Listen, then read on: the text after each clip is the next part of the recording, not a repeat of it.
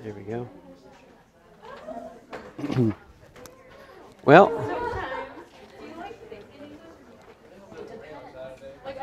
I will. I will begin with a word of prayer. I think it's time to start. So, ahem, hem, hem, hem.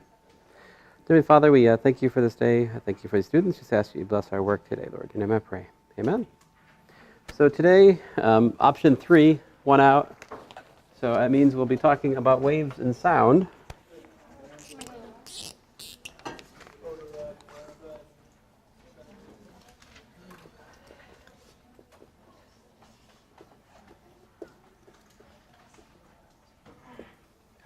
And so I'm going to start by just talking about simple harmonic motion. In particular, I want to talk to you guys about the motion of a spring. So,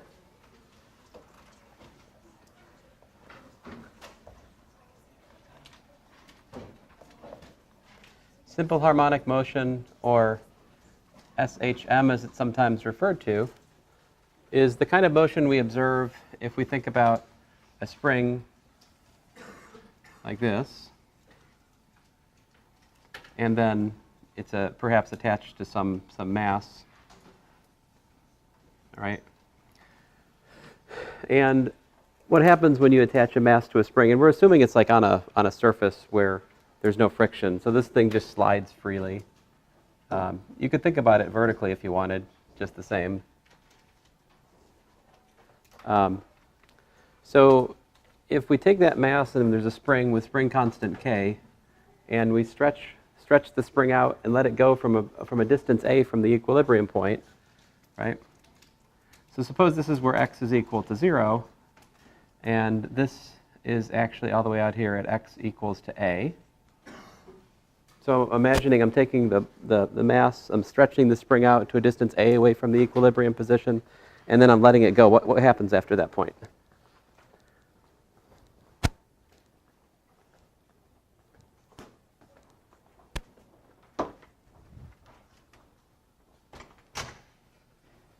The spring goes back and forth, right?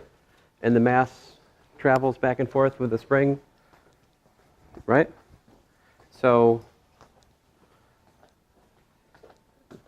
which direction is the force from the spring on the mass at this point? Is the if you stretch the spring out like that, is the spring going to push the mass that way or pull the mass this way? It's gonna pull the mass, right? So it's an experimentally determined fact, but you can say that F is equal to, well, let me just draw it. Excuse me. The force looks like this, right? This is the direction of the force, the spring force. If we go a little bit later in this situation, right, and the spring has been sprung, and so here's my x equals to 0. I'm trying to draw these one over the other. And then my mass is like this, right? If the spring is actually, suppose this is actually the equilibrium position for the spring. At equilibrium, in other words, the spring and the mass, so you just set them there on the plane and just let it sit. It would just sit there, right? I mean, there'd be no force on the mass at all. The spring wouldn't be compressed or stretched. What's the force from the spring when it's at the equilibrium position? The force is what? 0, right? The force is 0 in this case. Now, in the situation that I'm discussing, where I've stretched it out, let it go, right? It's going to, the spring is going to pull the mass in. And when it reaches the equilibrium position, that mass is moving, right? And it's going to move past the equilibrium position. It's going to compress the spring to some sort of maximum compression.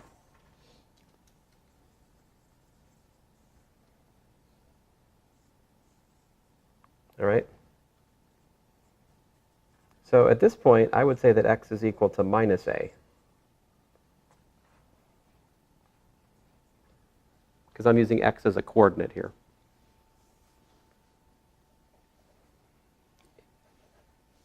It so happens that the way a spring works is if you stretch it out by 2 centimeters and you let it go, it's going to compress 2 centimeters past the equilibrium position. So it'll compress as much as you stretched it, assuming that you let it go you just let it go. You don't give it a push after you stretch it out, all right? Or a pull. And so here, the force is going to be this direction, right? Because the spring is going to try to push the mass back to the equilibrium position. The spring always wants to go back to its equilibrium position, right? So you put this all together, and what we have, and this is an experimentally determined fact, is called Hooke's law. Hooke's law says that the force is equal to minus kx. And I've given you 3 situations, right, that the mass is let go at its maximum amplitude, or its maximum stretch, then it's going through the equilibrium where the force is 0, and then it's at its maximum compression where x is equal to minus a. It's probably helpful to draw on top of this also the velocity of the mass at these different points. Okay, so like I'm imagining that initially, let's say v is equal to 0 here, right? At this point, the speed, right, the velocity is like this. And I would say that v is equal to v max. The maximum speed of the mass is going to be when it passes through the equilibrium point, right?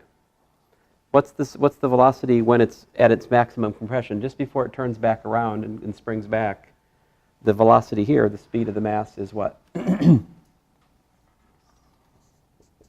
0, right? What would happen next if I were to draw the next step in this?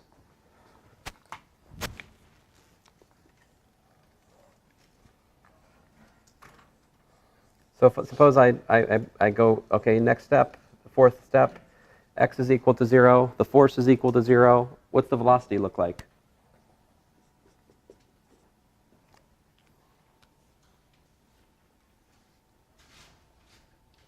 Is the velocity going to the left or to the right as we spring back, right? It'd be going to the right.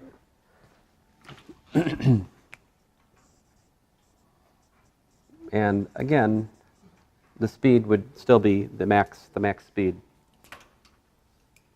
Now, what happens after that?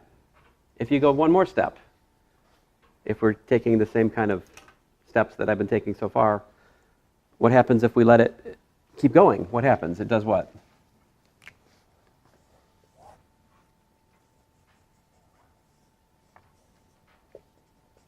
It goes back to where we had x equals to a again, right? We're back to where we started, which was letting it go from being stretched at position A, right? And then, I mean, this is not surprising. You pull it out, it goes in, it goes back out, it goes in, it goes out, it goes. This is oscillation. This is the harmonic motion that I'm talking about. Now we can analyze this motion using energy, because this is actually a conservative system. What's the energy in this system?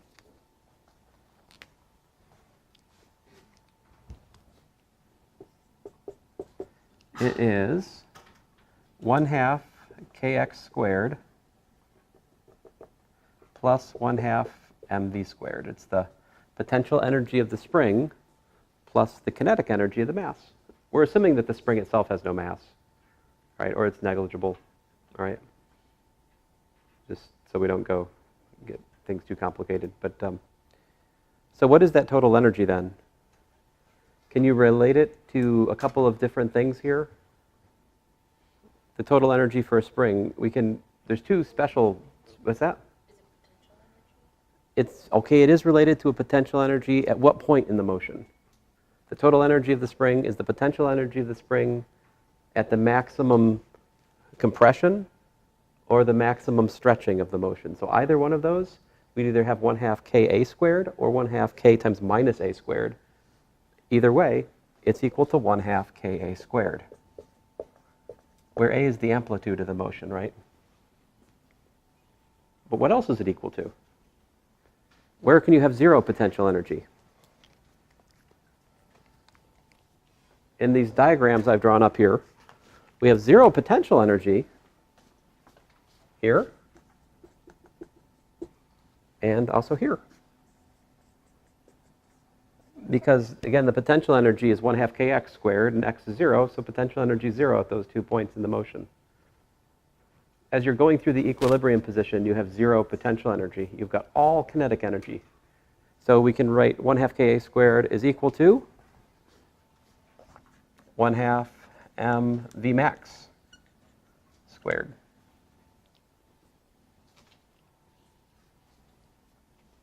And then you can answer various questions about springs on the basis of these things using conservation of energy, right? So.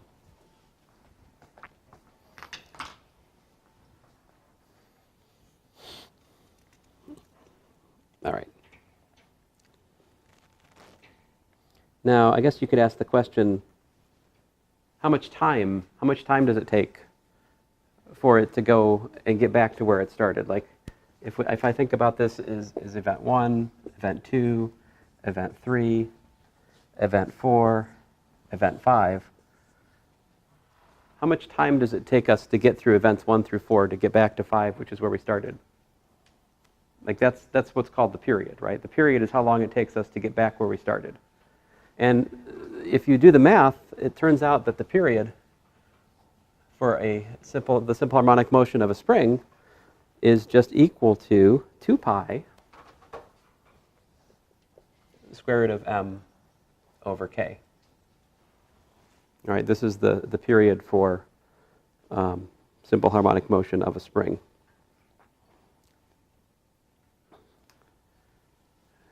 So let's see here, for example,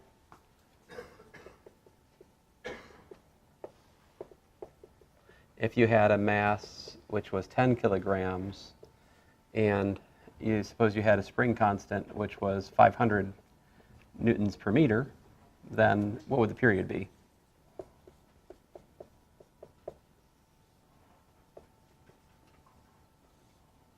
Ooh, let's do something I can do the square root of better.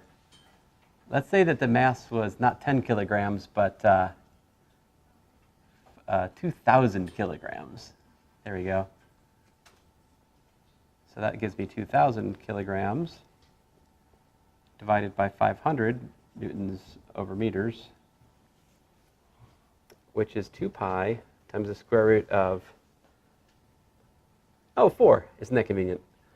And that's actually going to give me seconds squared, because the Newton has a kilogram meter per second squared, the meters cancel, and then the kilograms above and below cancel, and just leaves you 1 over 1 over second squared, which is second squared. It better work out to the square root of second squared, otherwise this formula is nuts, right? So I get 4 pi seconds, or approximately what?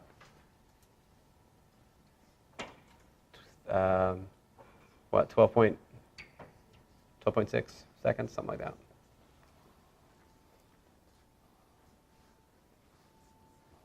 So if you had 2,000 kilograms and a spring constant of 500 newtons per meter, it would take about 12.6 seconds, the oscillation.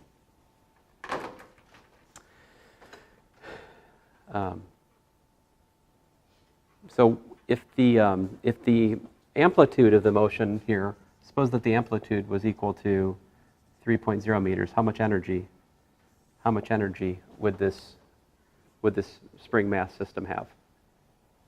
What would the total energy be if the amplitude is 3 meters?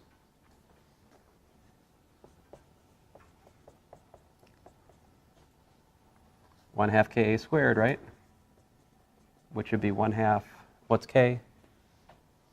500 newtons per meter times A, which I just told you was 3.0 meters. So what do we got? 250 times 9.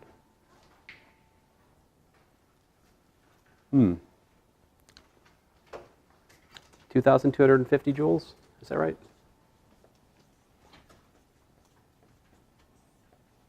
If I'm wrong, please tell me.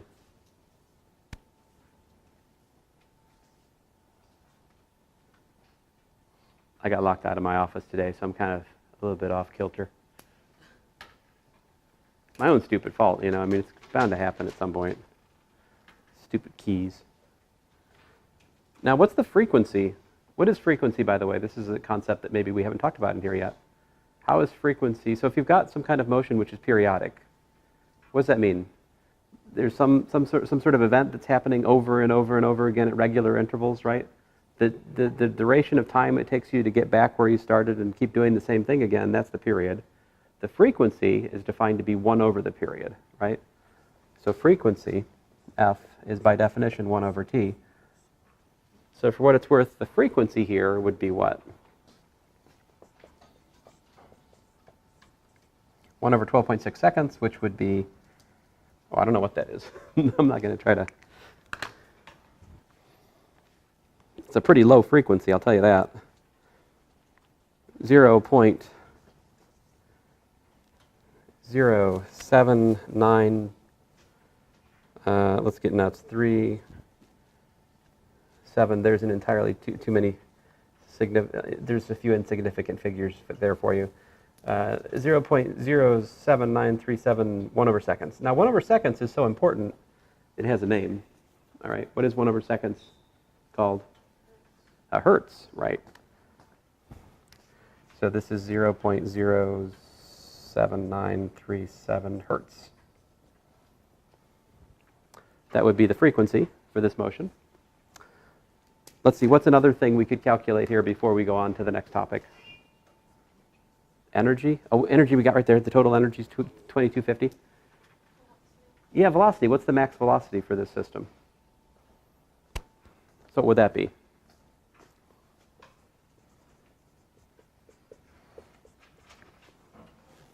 Well, apparently 1/2, well, we know something, right? We know there's a relation between the max velocity and the total energy. We just calculated the total energy. So why don't we use that? And the fact that it's equal to 1/2 the mass times the velocity squared, right? So we've got 2250 is 1/2 the mass, which was what? 2,000 kilograms times Vmax squared. So that tells us that the max velocity is, well, the square of the max velocity is what? It's 2.25 joules. Or wait a minute. What's 2,250 divided by 1,000? 2.25, I'm right? Right? Okay. And what's the square root of 2.25? 1 point? Wait a minute. 1.5? Yeah. 1.5. I think that's not joules. What should the units there be? If it's a velocity squared, it better have units. Meters squared per second squared.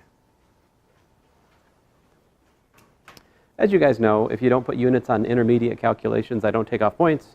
If you don't put units on the answer, I will take some points, right? I should take some points. If I haven't taken some points on a previous test that I've graded of yours, bring it to me so I can take the points off. Okay? No, I'm just kidding. Please. I have enough points of yours already. Keep them. I don't want any more. Keep all your points. Please, please, please. So there you go. Now, simple harmonic motion, of course, is just one example of an oscillatory motion. There's lots of other kinds of oscillatory motion.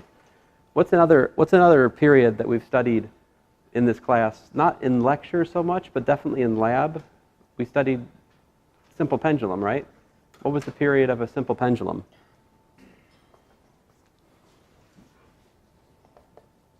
The period for a simple pendulum, we worked it out in lab. It was 2 pi square root of g over L. You may remember that. Is that right? That seems wrong.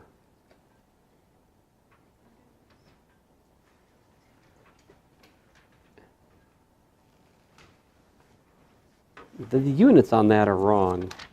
Give me a second here, guys.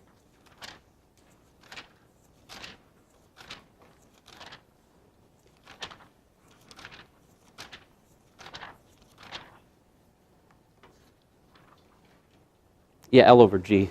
Duh. See, otherwise, I would have I have like reciprocal of seconds with the other formula. That can't be right. This is the period for a simple pendulum.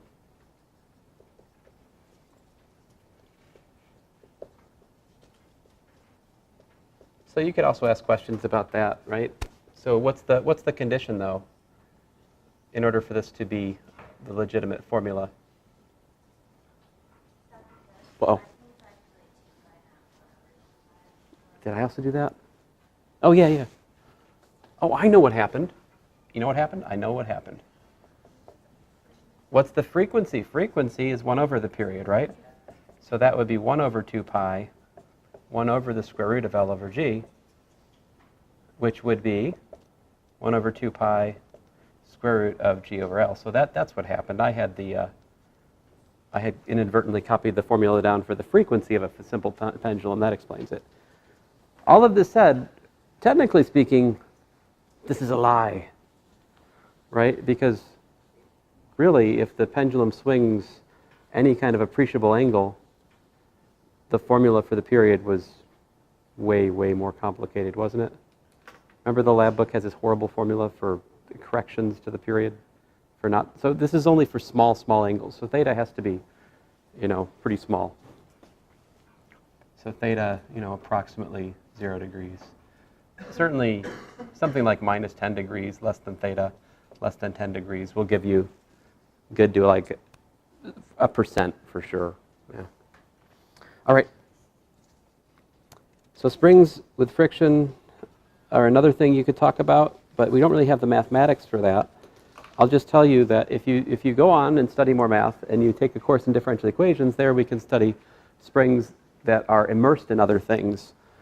So this actually is kind of hard to find in nature, like just pure, simple harmonic motion. Mechanical motion, usually you have springs with some kind of friction, right? So a good example of that would be something like in your car, you've got these things like this, right? And there's like inside here there's a spring, and then there's oil. And this is called a shock, right? A shock absorber. A shock absorber is a spring with oil, like an oil around it. And by choosing a specific kind of oil that damps the motion of that spring, and you can construct this damped spring such that when you hit a bump, it has the kind of force response you want so that your car doesn't keep going. You've seen cars that the shocks are worn out on, right?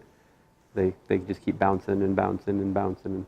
So you can study damped harmonic motion, which strictly speaking is not harmonic motion. So the damped harmonic motion looks something more like this.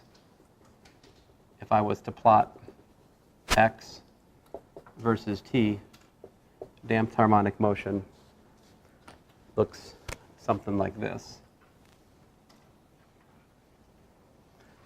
And so you basically want that to squeeze to 0 as fast as you can, because that would be corresponding to your car not continuing to bounce up and down after you hit a pothole or something, right?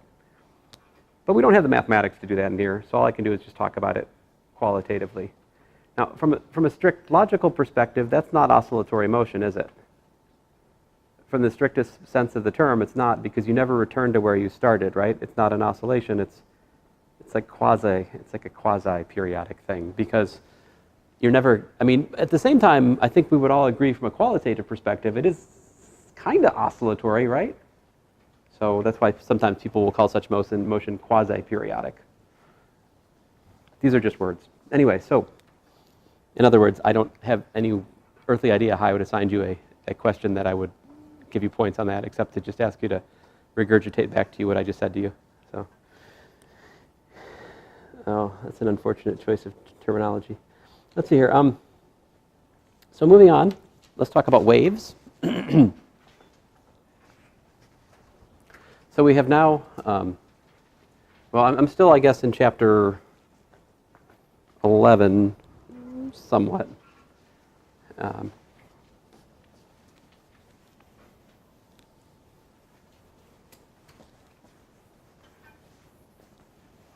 So waves, there are two kinds of waves.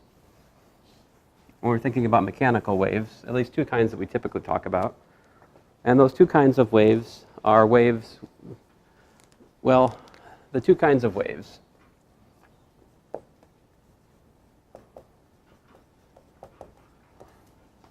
The one would be like, for example, sound in air.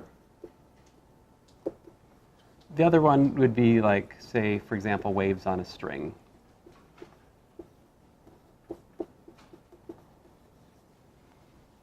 So, air, how is it that you're hearing me right now?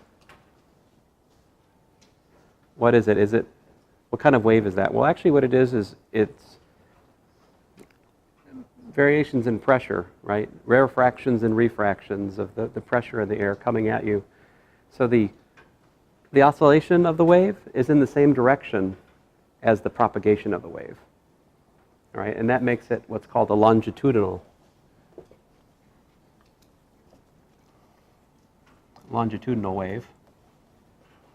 Now, waves on a string, how's that go? I mean, if I had a big rope and I could attach it to the wall and give it a shake, you know, we could set up a wave in the string, right? Or maybe you've seen people jump rope or something like that. You know, they mess with the jump rope, they can set up some kind of waves and so forth. Anyway, a wave on a string, the oscillation of the medium, which in this case is the string, is up and down, right? The motion of the wave is that way. So the medium is going this way, but the motion of the wave is that way. This is what's called a transverse wave. Your textbook probably has a better sentence in English to capture the idea of both of these, but these are good examples. Air is a longitudinal wave, waves on a string, transverse wave. Both of these have things that unite them. In both cases, we can talk about the velocity of the wave. We can talk about the period of the wave. We can talk about the wavelength, all right? So what's the relation between speed and wavelength and velocity? Well, the velocity of the wave is equal to the wavelength divided by the period, right? This is the speed of the wave. How long it takes for the wave to repeat itself is the wavelength, and the period is how long it takes for that to happen. Now, we could rewrite that as what? What's 1 over t? Frequency, right? So the velocity is also lambda times the frequency. So velocity is lambda times the frequency. Now, what is the velocity of a wave?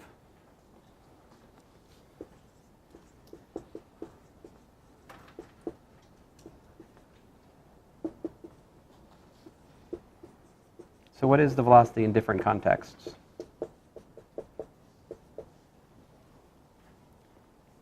There's a lot of different rules. The nature of wave motion very much depends on the medium that's involved, all right? So the velocity of sound in air, we've all suffered through that lab. You know what I'm talking about. And there, you get to play with this formula. The velocity is equal to 331 meters per second plus the temperature in Celsius, meters per second, divided by degrees Celsius, right? Oh, times 0.6, thank you. 0.6 meters per second divided by degrees Celsius times the temperature, right? I fixed it. Lab manuals, as usual, sloppy about units. So very sloppy about units for a lab manual in physics. Goodness. Sorry, that lab manual offends me. But who cares? I'll get over it. Anyway, so this is the speed of sound in air, right? So, by the way, if it's much, much cooler, right? If it was like negative, what? If it was negative 20 degrees centigrade, degrees Celsius, well, the speed of sound would actually be considerably slower, wouldn't it? It'd be like 12 meters per second slower than it is. It'd be like 320-ish, 319 meters per second. On the other hand, if it was 20 degrees Celsius, which it's probably in here, something like that, it would be more like 343. So that's almost a 10% difference between room temperature sound versus really chilly sound, right? But not so chilly that you couldn't survive it, right? I wonder how far this formula makes sense. At some point, this formula stops making sense. But anyway, that's another discussion altogether. Now, if you talk about waves on a string, the speed of a wave on a string is given by the square root of the tension of the string divided by the mass per unit length. So this is for waves on a string. Wave on string with tension F sub t and mass per unit length equal to m over L, of course. Yeah, that's the velocity for waves on a string. There's a couple other formulas that are worth mentioning. The velocity for the speed of sound in a long rod, like a metallic rod or something like that, is the square root of E over rho. Here, rho is the mass per unit volume, the density, and E is something called the elastic modulus. All right, that's the velocity for sound in metal rod. I'll work an example with that shortly. And finally, one other, the velocity is the square root of B over the density rho. And this is for sound in an air, in a gas or liquid.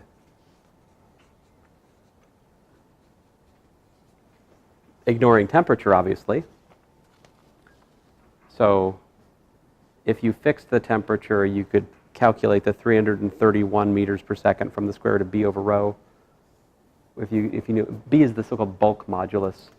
These are all things that are derived in thermodynamics, or like maybe a statistical mechanics course, which I don't think, well, we have Physics 320 here. Maybe might derive these, I don't know. I'm going to say no. You could, though, in a proper junior level course in physics, derive some of these things.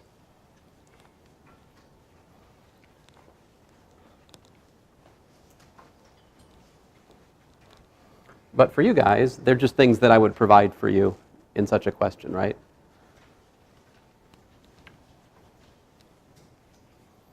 But here's a neat example. A couple examples, actually. So if we had a wavelength of 0.3 meters on a cable, or if you want to think about it, a wire, all right, 300 meters long, with a mass of 15 kilograms and a tension of 1,000 newtons, you could ask the question, what's the speed of that wave on that wire? If you set up a wire, stretch a wire 300 meters long, tighten it up real tight so it's 1,000 newtons of tension, and then start a wave that has 0.3 meters long, the question is how fast would that wave propagate? We can answer that question by using this formula right here. So the velocity is the square root of ft over m over L. You're like, it seems like you're not using conservation of momentum or energy. You're just plugging numbers into formulas. Didn't you say that's what we're not going to do in here? Yeah, you got me there, don't you? So, but the thing is, to derive any of these formulas, it's kind of above our pay grade. So what am I going to do? I guess I'm just going to let you plug and chug for this stuff. But don't worry, I'll find a way to make it confusing. Just give me time. So what's that work out to? What's that? 141.4. That sounds good. When I looked this up in the textbook at 140, that's probably a sig fig thing. So I appreciate the 141. What's the frequency of this wave? Now that's the velocity of the wave. What's the frequency of this wave? Remember, frequency is related to wavelength and the speed. Frequency is the velocity divided by the wavelength, right? Which in this case is 141.4 meters per second divided by 0.3 meters, which works out to what?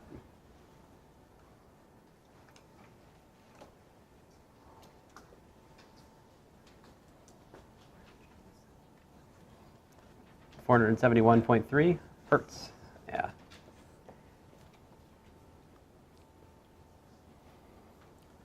So I think there's some interesting things to notice here, right? That the speed, well, does the velocity depend on the wavelength?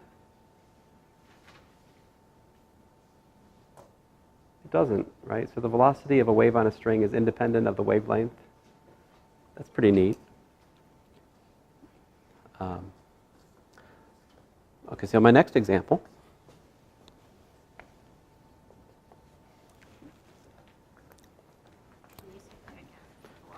The velocity does not depend, I mean the velocity, look at the velocity is just a function of the tension on the string and the mass per unit length of the string,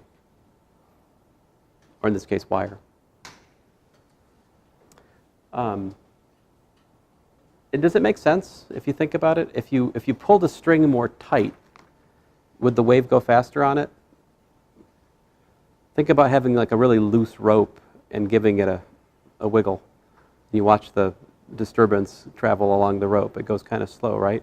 If you pull the rope more taut and you give it a little wiggle, that wiggle will travel along the rope much faster. And this is how faster? Square root of the tension, actually. And also, this makes a lot of sense. Dividing by m over L. What's this say? This says that the less mass per unit length you have, the faster the speed, right? So if you were talking about a very heavy cable, you'd have much more mass per unit length and you'd have a lower speed. On the other hand, a lighter cable would have a higher velocity, everything else being the same. I mean, there's a lot in this formula that makes a lot of intuitive sense. But my next example, though, I don't have a lot of intuition for, but it's neat. So the, what's this thing called? E, oh, I forgot to tell you, E is called the, what is E? Curses. I've lost my, E's got a name. Excuse me. Oh, man.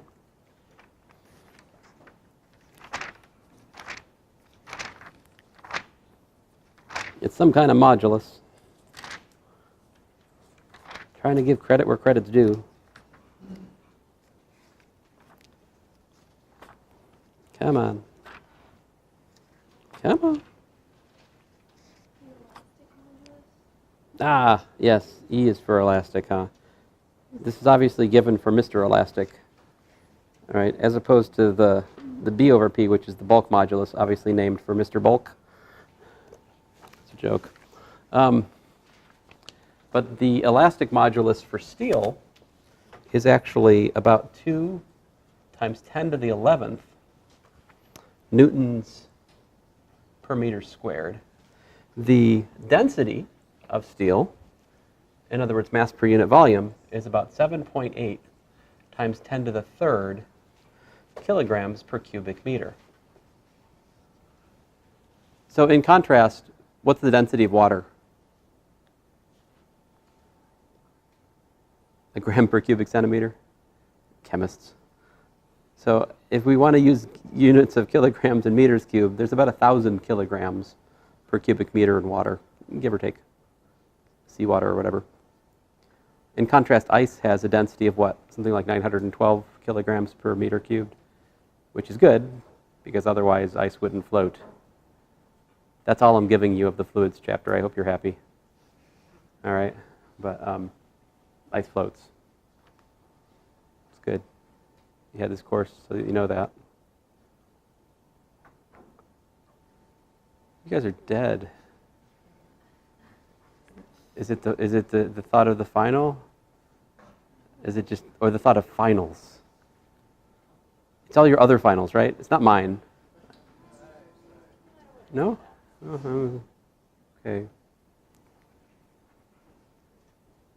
So what's the speed? So this, the elastic modulus and the density, this is of steel. So steel is about 7.8 times more dense than water. And so you can calculate the velocity of sound in steel, square root of E over rho here. And what you get is 5.1 times 10 to the third meters per second. Let me just say that I would like to have reached my parents' house over break at that velocity. That would have been pretty nice. That is moving. I mean, at 5,100 meters per second, that is crazy fast, right? Now, this has relevance because, you know, you perhaps have seen these things.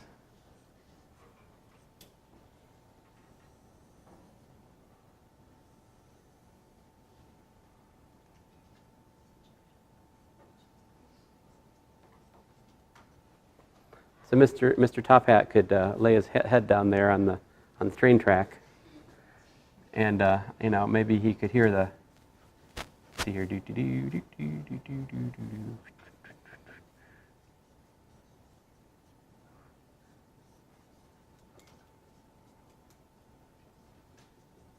et cetera, et cetera. And so, you know, if the train was rolling around the track, of course, making noise on the steel train tracks, it would transmit the noise of the rolling at what speed down the tracks? 5,100 meters per second. Would you, I mean, obviously you'd hear the sound of the train on the tracks way before you heard the sound of the train blowing the whistle in the air, right? However, and so this is the thing, I mean, you'd have to be, the thing that makes it a little bit tricky for me as an application is you actually have to be like just laying there on the track in order to hear the train first making noise, right? Because if you just hear the train rumbling, that doesn't tell you how far away it is, right? You need to like know how long it took the signal to get there. That's the thing that's, I don't know, how would you figure out, I mean, hearing the train on the track tells you it's kind of close, right? But you need some other reference sound in order to judge how close it is. So, I don't know. But anyway, just as a point of reference, if you were, say, a distance of 1 kilometer away from the train, how long would it take for that sound to travel in the track? How much time?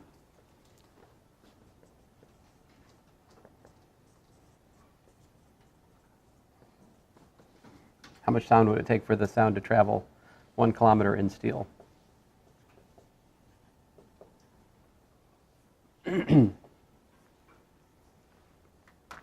We do what? So we do distance over time equals, well, 5,100 meters per second. So the time would be equal to 1,000 meters divided by 5,100 meters per second, which is approximately 0.2 seconds. How long would it, if the train is going, you know, 20 kilometers an hour or something, I don't know, let's say, no, this would be generous. Suppose the train is going 60 kilometers an hour. Is that generous? I don't know, whatever. Let's say 60 kilometers an hour. How long would it take for the train to get there? How long does it take for a train going 60 kilometers an hour to go 1 kilometer?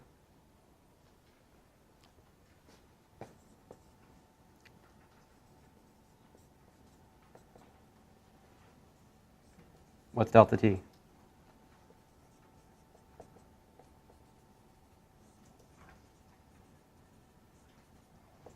Looks like 1/60th of an hour, right?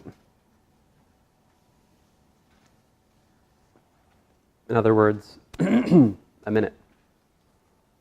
So it would take a minute for the train to actually get there, but you'd hear the sound that the train was making almost instantaneously. So it's way, way faster. I don't know, I thought that was neat. Another good one, another good example of this, of course, is you guys have heard of the 5-second rule with thunder, right? If you see lightning, how's that work? If we're here, right,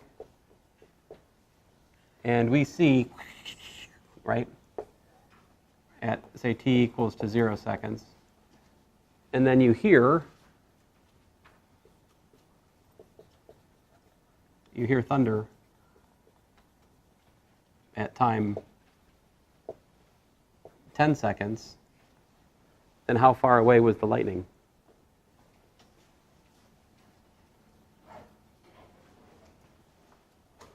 I got to work on my lightning. I could do better. No, I'll stop. So what would you do? So with the speed of light,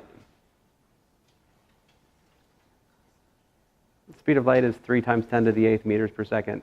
In other words, it's infinity relative to what's going on here. It's really, really fast. The speed of sound, on the other hand, let's assume that we're 20 degrees, so it's about 340. Let's suppose that we got a velocity of about 340 meters per second for sound. Assume the temperature is such that that's the case, right? So if it took 10 seconds, how far is it? Well, 340 is equal to the distance divided by 10 seconds. So what's that distance?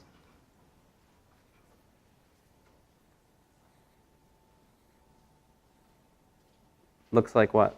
3.4 kilometers?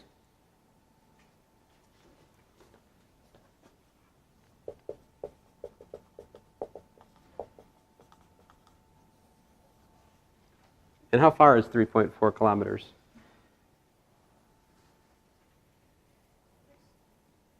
What's that? I mean, how do kilometers relate to miles? Was it 1.6? About 1.6 kilometers in a mile? 1.61? So that's a little bit more than 2 miles. So for 10 seconds, a little bit more than 2 miles. So if you see a flash of lightning and you hear the thunder about 5 seconds later, that means that that lightning strike was about a mile away. So, on the other hand, if you see a lightning strike and it takes about a half a minute, then it's further away. Right. Anyway. I don't know, I think that's neat. So, moving along here. I should talk to you guys about interference. Do you guys know about interference?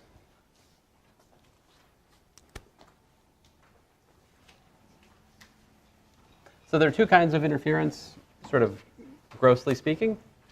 And I would say that those 2 kinds of interference are constructive and destructive interference. Right?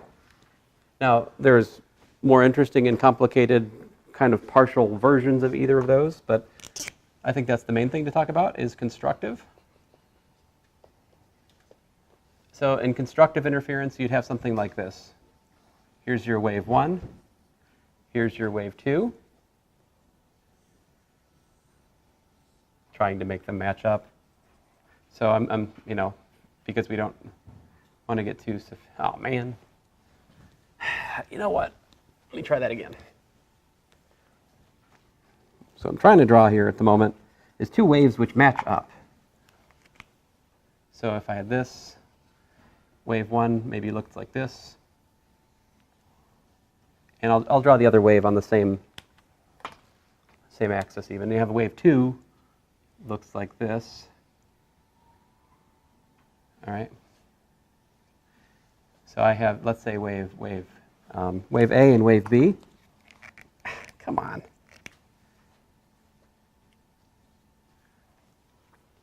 And so suppose you have this medium. You have these two waves. They're waving with the same wavelength, and they're even matching up the same the same phase. They're starting at the same point, right? And they match up entirely. What happens is you get one wave which is bigger, and this is constructive interference. The one wave that you get is, you get this. And what's the wave? What's the blue wave, which is the sum, is what? So this has, maybe I should have said A1 and A2. Let me do that, A1 and A2. And this would have A is equal to A1 plus A2. So when the two waves match up exactly, they superpose, and the amplitude of the combined wave is just the sum of the amplitudes of the individual waves. This is constructive interference. All right? What's destructive interference?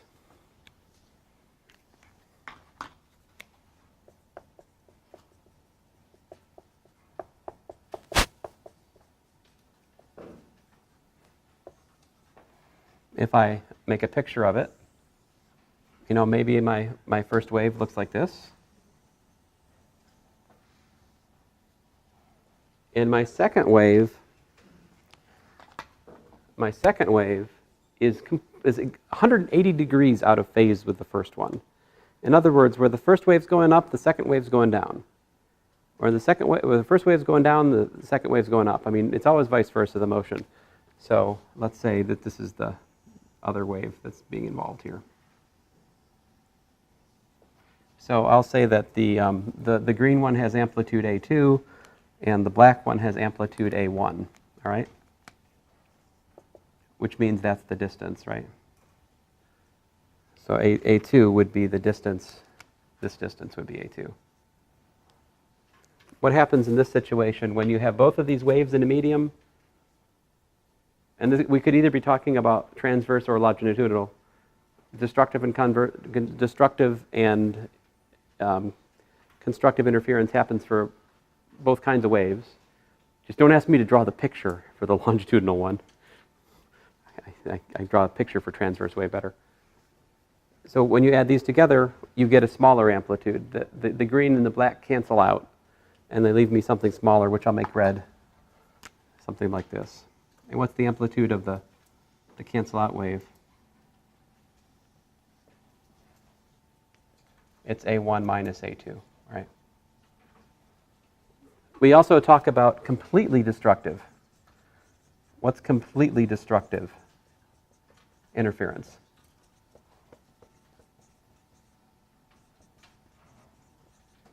What would that be? What case would we want? Exactly. When yes, but no, but when they're the same, but they're exactly out of phase, right? Yeah. This, what do you want completely destructive interference for?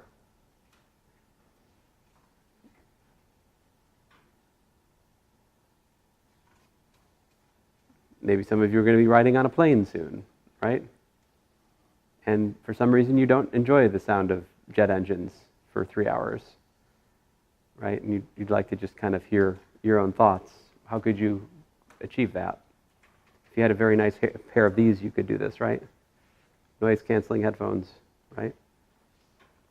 What do? They sample the sound that's in the ambient area, and they create sound that's exactly 180 degrees out of phase with that, and cancel it out. Create completely destructive interference by giving you sound which is exactly the same but out of phase. Now, of course, this is never entirely successful, right? I mean, you guys, show of hands, who has these sound canceling headphones? Do they work completely? But do they work some? I'm asking because I want to buy some. All right. Is it worth it? Definitely worth it? All right. Okay, so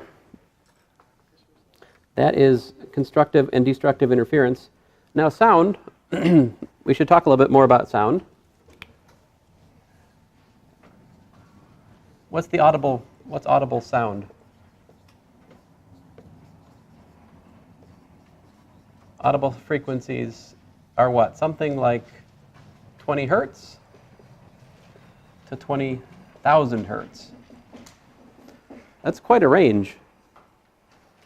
And I don't know, that lab we just did, the frequencies of those tuning forks were what, like 400 or 500, something like that, hertz?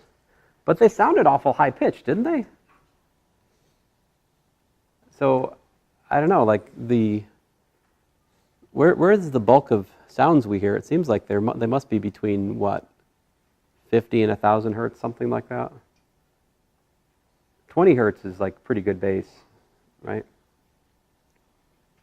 And then up 15 to 20,000, that's those some of you guys will get those for your cell phone so that you can hear the dial tone, but your teacher can't, right? As the game kids are playing. I mean, I don't care. And then, of course, beyond 20 kilohertz, we call it, what, ultrasonic, right? So just a point of information for you guys. Now, to talk about sound, we also like to think about intensity. What's intensity?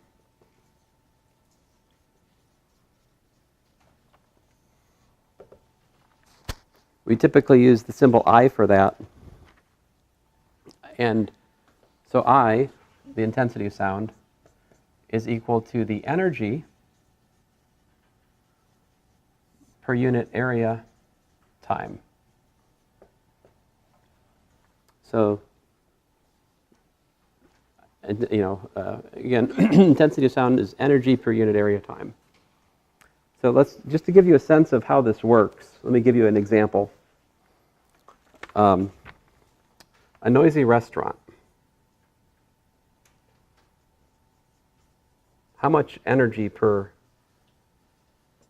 I can't spell restaurant. How do you spell restaurant? There we go. All right, restaurant. And noisy restaurant.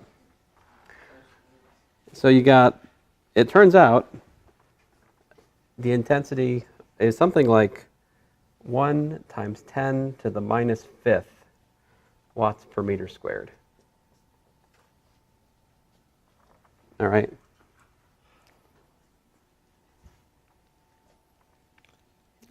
What would you think be the intensity? What would the watts per meter squared be for like a rock concert?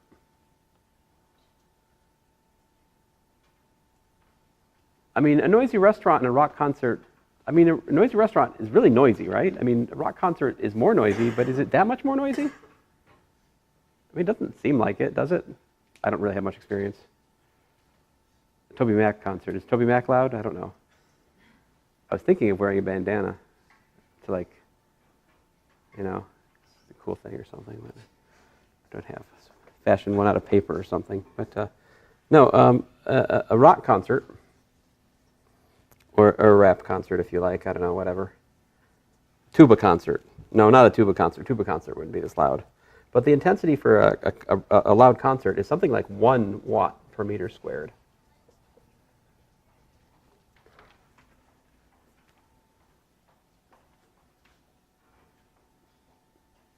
And how many watts per meter squared for a close-by jet engine?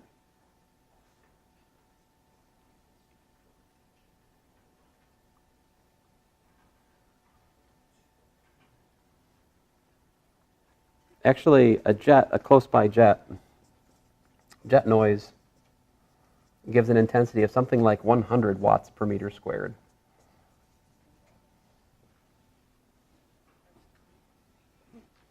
Let's see here. Another useful, perhaps, thing would be a radio playing quietly would have something like 1 times 10.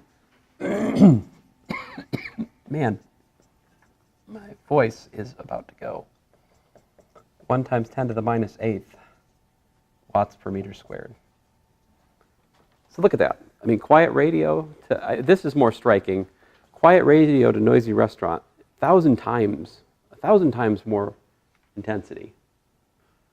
But it doesn't seem to, I mean, if you just, our experience of hearing, it doesn't seem like it's 1,000 times more loud, does it? Or you could contrast rustling leaves. The rustle of leaves compared to a whisper. A rustle of leaves has something like 10 to the minus 11th watts per meter squared. A whisper has something like 10 to the minus 9th watts per meter squared. So if we want to qualitatively understand how loud sound is, directly using intensity is not a good idea.